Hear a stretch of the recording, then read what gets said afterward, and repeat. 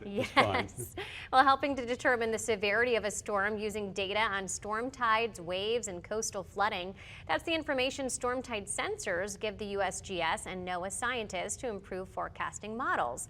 The goal is to better understand hurricanes to better prepare. Wake News environmental reporter Liz Byro explains to us how these sensors work.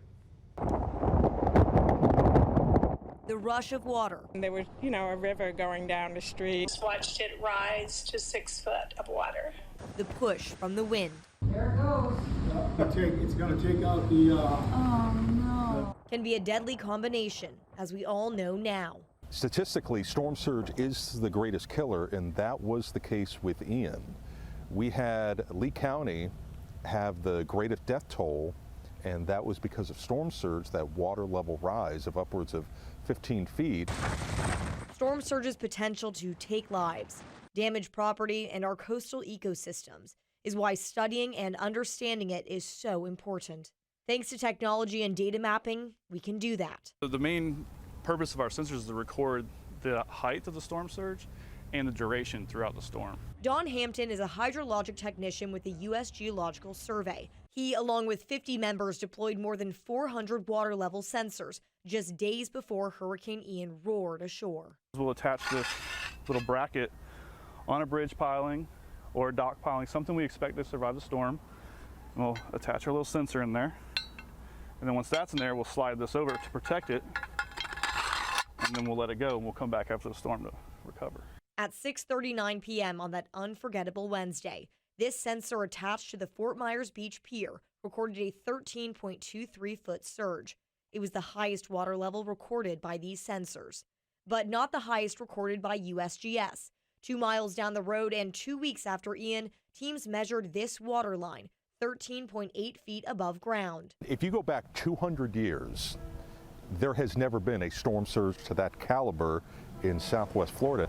Those tide sensors from the USGS, especially after Ian, when I went through the data, was so incredibly important because it shows that with a hurricane, every single mile makes all the difference. So for example, those USGS tide sensors and the levels were showing about 3 feet for Boca Grande.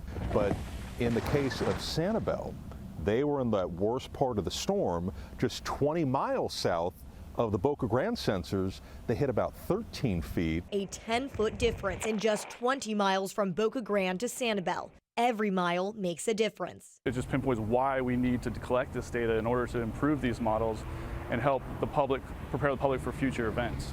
I asked Matt how he'll use the data. I think it improves forecasting in general because with looking at that data, we can analyze what Ian did because of its size, because of its slow speed, and we can see the distribution of how low the tide levels got or how high they got. Engineers will also use the information to design structures to withstand storm surge and floods. And emergency managers may use what we learned from Ian to change Florida's building codes. Hurricane Ian is among the most powerful storms to ever hit the U.S.